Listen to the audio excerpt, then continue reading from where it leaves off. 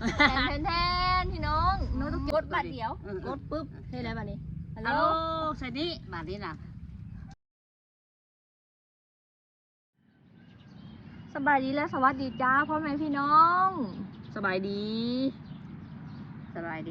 พี่น้องที่ไทยที่ลาวที่ต่างประเทศมากินแกงเห็ดตอนเช้าน้ำตะเกียวเห็ดแม่กินเด้อมื้อนี้น้องน้อยสิเดินทางไปกรุงเทพเด้อพี่น้องก็เลยว่าแกงเห็ดเพิ่งหวานสู่น้องน้อยกินจ้าพี่น้องเซฟขนาดเลยนี่ซิมเบิ่งนะเ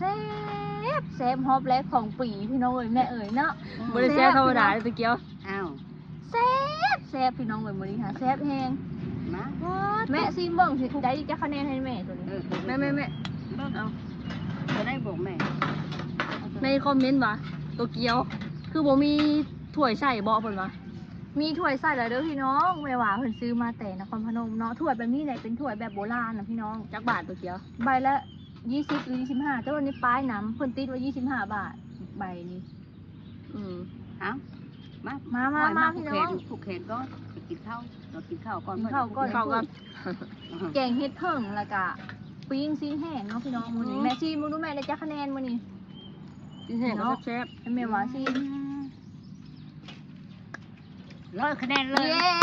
ครั้งแรกของปีแซ่บแล้วแม่เนาะพี่น้องแกงเฮ็ดค่ะห้ามใส่น้ำหลายเด้อคืออันนี้ค่ะแม่เฮาใส่น้ำบ่ได้ท่วมเฮ็ดเด้แม่ใส่น้ำบ่ได้ท่วมเฮ็ดน้ำเฮ็ดออกนะแม่นเพราะว่าเฮ็ดน่ะมันจะมีน้ำพี่น้องเอ้ยถ้าเฮาใส่น้ำท่วมเฮ็ดแหละเวลาเฮ็ดมันสุกเนาะน้ำมันสิแบบว่าหลายพี่น้องเอ้ยต้องใส่น้ำแม่น้อยกว่าเฮ็ดหยังกะยาพี่น้องเฮ็ดปวกคือการเฮ็ดปวกให้หลายน้ำค่ะพี่น้องกินเท่านี้มื้อนี้มีแนวมาเซอร์ไพรส์แม่หวาพี่น้องแม่นแล้วมีแนวเซอร์ไพรส์แม่คิดบ่ออกถอกออกมาเลยตอนจักยังแล้วจักมันเซอร์ไพรส์เนี่ยแค่พูดก็ยังน้อยเลยถึงใจน้อยเด้อพี่น้องเด้อแกงเฮ็ดแซ่บๆน้ำกันสุดยอดไข่ไว้ผูกแขนน้องน้อยเชียวเป็นละโง่ทง300,000เป็นละโง่ค่ะแม่บ่ฮอดโลหรอกบ่กินบ่ได้แซ่บพอเท่าใดบ่กินเท่ากับเฮ็ดเพิ่นดีกว่ากินทิ้งงัวดีกว่าทง3เป็นละโง่เด้องัวโล150,000บ่มีรสชาติบ่มีกลิ่นเดี๋ยวก็หอมอยู่นิดนึงก็จะเฮ็ดปวกเด้อแซ่บเลยเนาะหวานเฮ็ดปวกหวานแห้งขบวนเฮ็ดปวกแม่นเฮ็ดปวกจิกแซ่บกว่าหมูเด้อพี่น้องแม่นบ่แม่ขาย300,000นะเน่าถึงก็มุกเงาถึง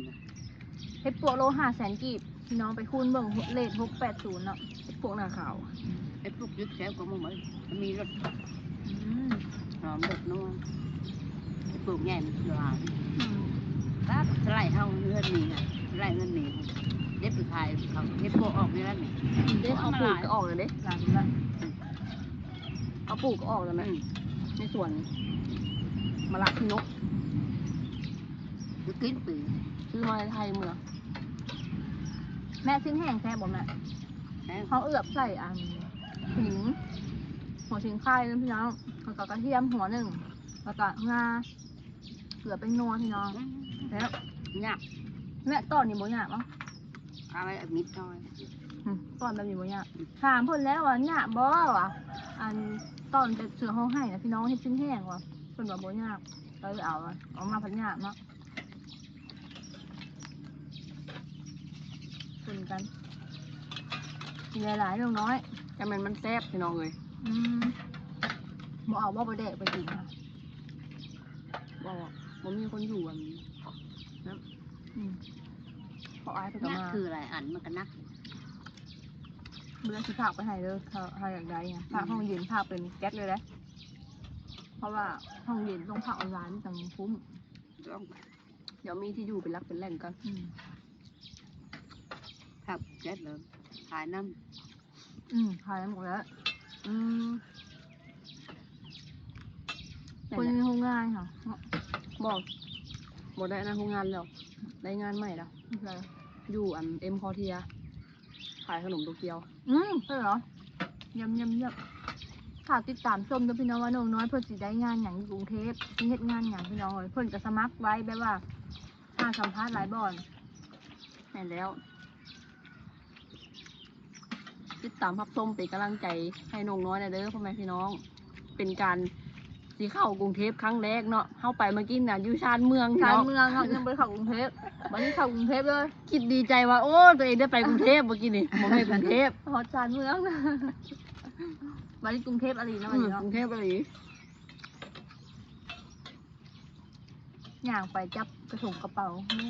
มใจแนมขัว ไปเจอมีอย่างวะ โอ้ เพลงนะเพลงแต่เอาละไทย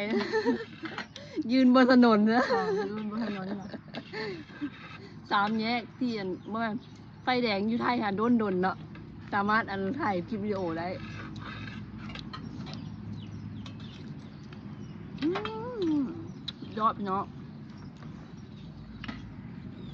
แกงเห็ดผึ่ง ที่ตลาดเศรษฐีค่ะกล่องละ200,000 กีบพี่น้องเฮ็ดผึ่งแต่ว่าอยู่แคมทางนะกล่องละ50,000 กีบถือว่าถูกเนาะแคมทางเนาะ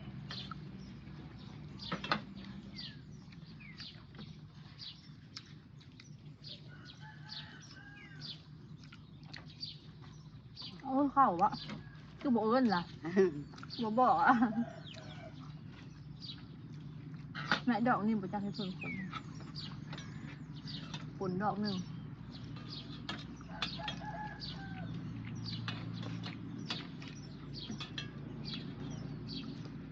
แต่กะหวานที่เจ้าแต่ยังน้อยเนาะไปหาเฮ็ดผึ่งกับแม่พี่น้องมีเฮ็ดผึ่งเหลืองเฮ็ดผึ่งแดงนะแม่เนาะ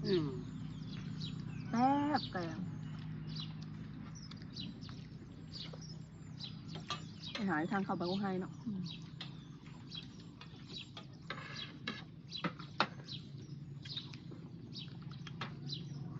ช่วงหนึ่งเขาเจ้าขายเฮ็ดอันเฮ็ดดีเฮ็ดถ่าน แต่เฮาบ่ได้ซื้อดอกมันล้างยางมันหมุ่น แต่ตอนไปหาเฮ็ดยังน้อยอ่ะเฮ็ดถ่านน่ะหลายแม่เนาะเฮ็ดถ่าน ผ่านเห็ดน้ำมาก อืมอื้อหือ ซื้อมาล้างกับเบิดไปละครึ่งหนึง อืมเฮ็ดผึ่งมันแซ่บยังว่ามันกึบนะพี่น้องอร่อยแม่ไปฟังวิทยุแล้วเบิ่ง เอาข้าว แม่ไปก่อนเพลงลิขสิทธิ์เด้อฮะพี่น้องก่อนไม่หวาพี่น้องก่อนน้องน้อยสิไปกรุงเทพเนาะแม่หวาเพิ่นก็สิมาผูกแขนให้ก่อนพี่น้องเดี๋ยวผูกแขนแล้วจังสิเอาแนวเซอร์ไพรส์แม่หวาเนาะพี่น้องเอาจัดการผูกวิ่งไปพุ่นเด้อ ที่ให้กว่านี้ให้กว่านี้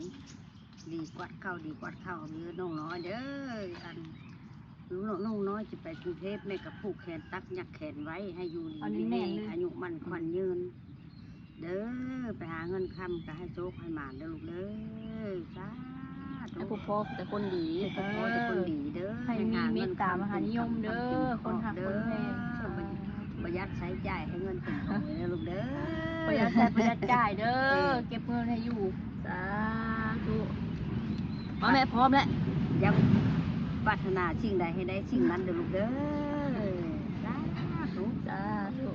เอาพี่น้องแม่แทนพี่น้องต้องเกี่ยวกับน้องน้อยออกเงินกันซื้อ โทรศัพท์ให้เมวาจ้า โอ้ เป็นโทรศัพท์ของอันที่เคยซื้อตอนนั้นแหละ เออ เดี๋ยวเคยซื้อแล้วบอกอ้ายเพิ่นเอาไปใช้ติดตกน้ำของแม่พี่น้องเลยแล้ววันนี้เฮาก็เลยว่าออกเงินกันซื้อให้แม่หวาเพราะว่าต่อไปก็คือน้องตัวเกียวกับแม่หวากันน่าจะอยู่2 คนเนาะพี่น้องแต่เวลาน้องตัวเกียวไปตลาดเนาะสมมุติว่ารถจักรมอเตอร์ไซค์น้ำมันเบิดแล้วก็รถจักรมอเตอร์ไซค์อย่างหัวบ่แบบนี้นะแล้วไม่ว่าเฮากลับบ้านช้าบ่แม่น กลับบ้านช้าเนาะสมมติว่าไม่ว่าสิคล้องว่าโอ๊ยบ่มาจะเถื่อเป็นอย่างบ่ยันเพิ่นเป็นห่วงโนตเกี่ยวกับสิโทรเข้ามาว่าแม่เอ้ยว่าอย่างรถห่วงอยู่นี่เด้อเฮาจอดรถอย่างอยู่จอดอย่างรถอยู่จังหน่อยเมื่อเพราะว่ายายแม่หวานเพิ่นคล้องยายเพิ่นเป็นห่วงพี่น้อง หมอ เอาส่งหมอไปแม่แก้เบิ่งออกเงินก็ซื้อกำลังน้อยพี่น้องจ้าพี่ เจ๊กับโบเป็นไหม เอา โอ้ เบิ่ง โท ทรศัพท์คือตั้งโต๊ะคือวางนั้นทนได้แบบนี้นะ ทนได้แม่ นี่ จับผิดทาง คือเมื่อวานนี้นะพี่น้องเลยเขาซื้อเมื่อวานนี้เนาะแล้วก็เลขลาวเมื่อวานนี้พี่น้อง เมื่อวานน้องโตเกียวเขาซื้องูไปปล่อยเนาะพี่น้องงูนะซองโตพี่น้องเลยก็เลยว่าโอ้ยให้โซใครมาเด้อเฮาก็อธิษฐานเนาะอธิษฐานทุกอย่างเนาะอันคำปล่อยซัดนั่นแหละปล่อยงูเรียบร้อยแล้วก็มาซื้อโทรศัพท์ให้แม่หวาซื้อเบอร์โทรเนาะให้เลือกน้องว่าจับมาผัด32เลขงูออกเมื่อวานนี้เลยน้องโตเกียวก็ซื้อพี่น้องเลยซื้อ6โตคล้ายๆว่าซื้อรางวัลที่1นั่นแหละแต่ว่ามันบ่ถูก6โตเนาะเกือบถูกรางวัลที่1ของเรา บ่ได้เอาคัดเอา3 2 7 2เป๊ะเลยได้นี่ แม่นค่ะเอาซื้อเลข2ตัวถูกเลย วันนี้เลขเบอร์แม่ก็32ได้แม่พี่น้อง นี่ก็ซื้อให้แม่แล้วก็ทั้ง2คนนี่ก็ให้หาเงินงามเงินคำโชคมาร่ำรวยเด้อเด้อให้มีความสุขความเจริญเด้อลูกเด้อปรารถนาสิ่งใดให้ได้สิ่งนั้นเด้อลูกเด้อ สาธุ เจ้ากะขอให้อยู่ดีมีแห้งอยู่เป็นโฮมโพมใจให้ลูกให้หลานไปโดนๆผู้ละ50 ปีอีก50 ปีอยู่อีก50 ปีพี่น้อง อย่าจมได้เด้ออยู่2คนเด้อ แม่ว่าลูกโทรมาให้ไหนติงติ้งติ้งติ้งติ้งติ้งติ้ง ครับเดียวนี่เคยใช้อยู่ กดบัตรเดียว กดปุ๊บให้อะไรบ้านี้ฮัลโห ฮั ล ลโหลใส่นี่บาทนี้น่ะ บัตรว่างกับกดบัตรเดียวบ่ต้องแส่ ตั้งแต่ลูกชายเอาไปทิมแล้วก็บ่ได้ใช้โทรศัพท์แต่พูดแล้วแต่ลูกชายจะเอาไปให้ไป ถ่ายรูปได้บ่จัก บ่ได้ได้หมอเลยมีกล้อง เบิ่งเด้อเมนูมัน ลูกชายเอาไปใช้แล้วมันแตก แม่น มันแตกแล้ว แตก ลู ต ก ก ชาย น้ำ ทิมเลยตกน้ำตกใน แม่ วันนี้ได้แล้วบาทนี่ โอ้วิดีโอก็ได้บันทึกเสียงก็ได้รูปก็ได้ อืม อ้าวถ่ายรูปก็ได้บ่ถ่ายรูปไม่ว่าก็ ได้ ได้ มีกล้องถ่ายเป็นวอลเปเปอร์เลย แม่ยิ้ม เดี๋ยวยังบ่ได้เพื่อ ใช่กะเอาลงหั่นเลยใส่หน้าปกหั่นล่ะ ถ่ายวิดีโอก็ได้เห็นพ่อลุงอันหนึ่งแม่เล่าอัน เอาโทรศัพท์อันเนี้ยถ่ายรูปพะหนุ่มถ่ายรูปตัวใดล่ะ ไม่รู้ โอ้ยยังเห็ดบุเป็นพี่น้องโทรศัพท์ใหม่ของใหม่ยังเห็ดบุเป็น คะแนนแม่หับได้ไปร้านแต่ย่าดอกบ่ได้เป็นหยัง เนาะ บ่ได้ลิ้นบ่ได้หยัง แม่ดีใจบ่แม่ ดีใจ ดีใจว่าปลูกโทรมาแต่หันแต่นี่กะลูกโทรมาลูกโทรไปหั่นนะ เอาโทรมากับ บ้า ฮั น บ แม่ เด้อ แม่กะขันหูจักเบอร์ลูกแล้วกะแม่ก็โทรไป แล้วเขาสิเซฟให้เบอร์เดี๋ยวสิลองเซฟบางเวลาอยากโทรกับเจ้าก็ให้คนอื่นโทรให้ก็ได้สิเซฟเบอร์ไว้ โทรกะตอนนั้นแม่ก็โทรเองกะเป็นอะไร เจ้าอ่านเป็นเลย มีในกระเป๋าแม่หันมีเบอร์มีก็เบอร์น้องเขาจดให้ เด้อพี่น้องบัดนี้น้องน้อยกะ ไปทำงานบัดนี้น้องน้อยกะน่าจะได้อยู่ดนเนาะพี่น้องเลยกะถ้าเอาได้เงินได้คำเท่ากับสิฝากมาให้เจ้าได้ไปเด้อ ให้แม่ถ่ายอยู่บ้านพี่น้องน้องน้อยกะสิไปหาเงินไปทำงานเนาะบัดนี้เนาะให้พี่น้องเป็นกำลังใจให้น้องน้อยเด้อพี่น้องเลยติดตามรับชมคลิปคือเก่าเนาะเห็นน้องน้อยอยู่ไทยก็ทักทายได้เด้อพ่อแม่พี่น้องเลย ได้แล้วทักทายน้องได้กำลังเซฟชื่อ โอเค โตเกียว เอาพี่น้อง มือนี้กะสิประมาณนี้เลยเนาะกะน้องๆสิไปกรุงเทพ ใช่ แล้วก็เซอร์ไพรส์โทรศัพท์ซื้อให้แม่หวาพี่น้องเลยวันนี้แล้วก็แกงเฮ็ดแซ่บๆพี่น้อง ยอด สำหรับมือนี้เนาะฝากพ่อแม่พี่น้องเด้อบอกกดคำโฆษณาเพื่อเป็นกำลังใจให้ครอบครัวสาวลาวเซโนแฟมิลี่น้องพ่อแม่พี่น้อง โดย พบพอติดตามชมได้ในคลิปหน้าเด้อว่าน้องน้อยเพื่อสิไปทางใดก็ได้พี่น้องไปทำงานกรุงเทพพี่น้อง โอเค สบายดีเด้อ สบายดี บ๊ายบาย